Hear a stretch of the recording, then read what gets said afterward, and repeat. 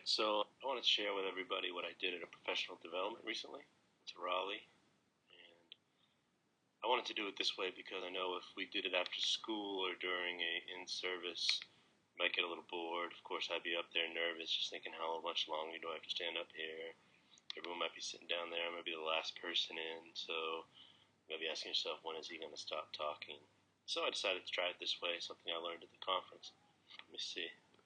I went here. Let me show you the reason I went here first. I started using this Google Drive program, which is just an internet site through Google, and everything's free. But anyway, lots of schools have gone and changed everything over to Google. They don't use Microsoft Outlook or any of the Microsoft programs. They use all this stuff: Google Maps, Play, Google Search, YouTube. Very important. I'll show you that later. Google Drive is which is what you're looking at here. Google Mail. They don't use regular mail. They use a Google Calendar, Translate, stuff like that. So anyway, they've switched over completely from a Microsoft system to Google. And I was interested in this stuff. Documents, which is like Word, presentation is like PowerPoint, spreadsheets. Forms is what I've really been playing with a lot before I went to this conference. Example of a form here. This is one I do, KitLog. So when kids stay with me after school for Kit, I just type their name in here. Let me refresh it. Sometimes you got to refresh these on here. I don't know why. I have a lot of stuff up, so that could be why. So this is what I see on my iPad every time I do this. And I just type their name in, using their staying, other notes. And what happens is it goes right to a spreadsheet. And everything you make on a form goes right to a spreadsheet. So I have everything stored for me, exactly why these kids stayed, what they did. So if a parent calls, if someone asks, I can just tell them, hey, and look it up real fast. So I really had fun doing that. I started making things, and I have tons of stuff I made, but then I started making tests on it. Show you an example of a test here real quick. This test I gave to all my classes, and I gave them 6 multiple choice questions first. And once they press continue there, it goes on to the next went to 6 blank questions. And the amazing thing about that is it sends that to a spreadsheet as well. It records all their answers in a spreadsheet. You can see multiple choice, fill in the blank, and then you use this program up here called Flubaroo, and it grades them all for you.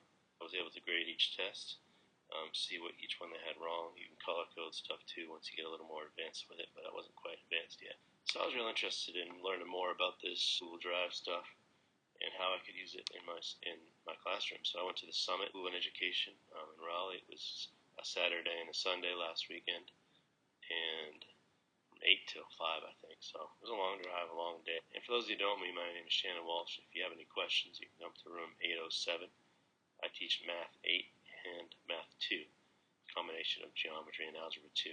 That's a real picture of me, just so you know.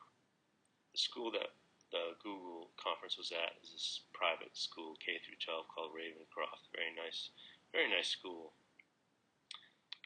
Anyway, we had all these sessions. These are the ones I signed up with. This guy Jim Still, I'll talk about him in a minute. He was a great speaker and also taught some of the classes. Started with Google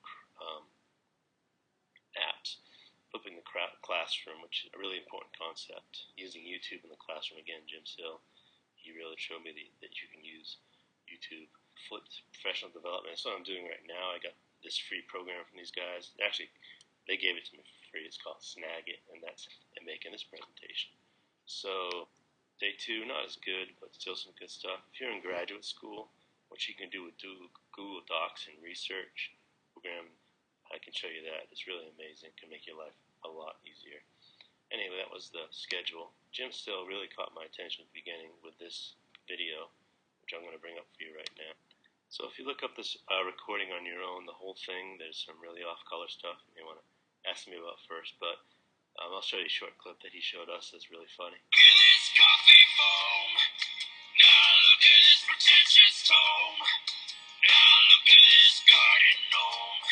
I'm freaking Michelangelo. Fireworks in the sky, a super close-up of my eye. Now a selfie looking cute in the same room where I... So anyway, you can see some of the ridiculous ways we use technology, but it's true. This is fun too, but of course this is one of the earliest YouTube videos to go crazy. Of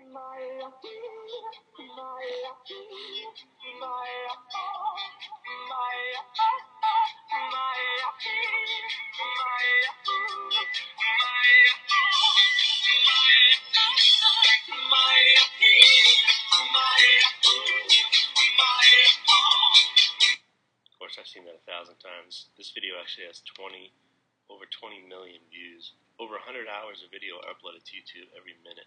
It's pretty amazing, I think. They told us there, I can't remember the exact statistic, but it was something like the amount of YouTube video that has been uploaded is more than all the network stations combined that broadcast since they didn't exist. It's a lot of information up there. And so you start thinking, where can I use this information?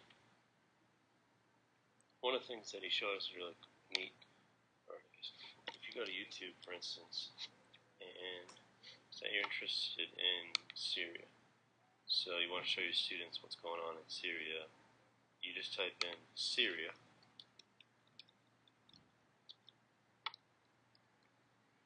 the comma, and then today, and what will happen is it will pop up videos that were just downloaded today, and this one I already looked at, so it's nothing bad, but it just shows that somebody risked whatever to show pictures of what the refugee camp is like from all the Syrians that were forced out of Syria.